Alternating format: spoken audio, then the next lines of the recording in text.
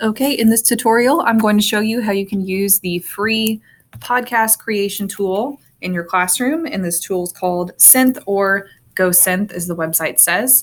This is a fairly new tool, but it's really exciting and it's fairly simple to use. So the first thing you would need to do is to create an account. And if you go to podcasts, it will show you. You could follow people and you'd have a whole feed.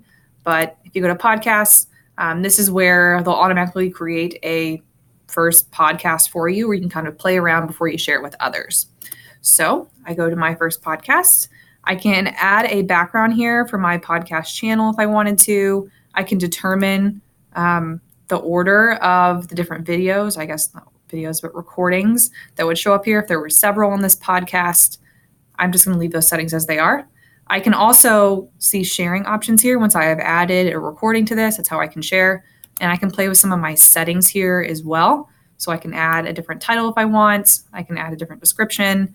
And this is the code that people would use to view and join my podcast if I wanted them to.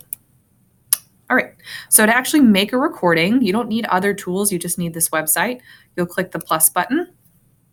And you have 256 seconds to make a recording. If I was ready, I would do start.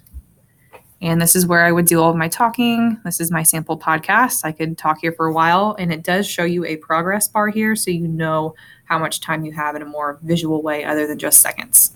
Whenever I am ready to stop recording, I do stop. And I do have the ability here to edit and trim out some things if I want. If I don't like some of those bits, I could also play it. And this is where I would do all. So I could move this little progress bar from here to here. Actually, it looks like you cannot delete sections. So you kind of get one take on this, but I could start recording more if I wanted to, using the record button again. Whenever I'm done here, I would click done. And I do have the ability to add some music on here, as well as transcriptions. If you want some closed captions to come up when you're listening, you can. You can turn those on. And I'm going to add a sound. You have all the different categories. I'll just go with the radio. You can even upload your own if you have them saved on your device. So I would do add that. I can listen to it with the intro. So I'm going to go next. I could name the specific recording.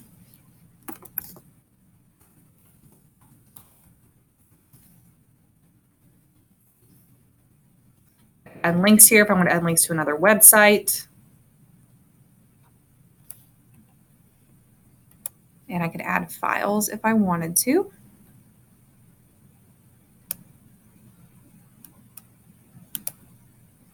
Click next. I would do send.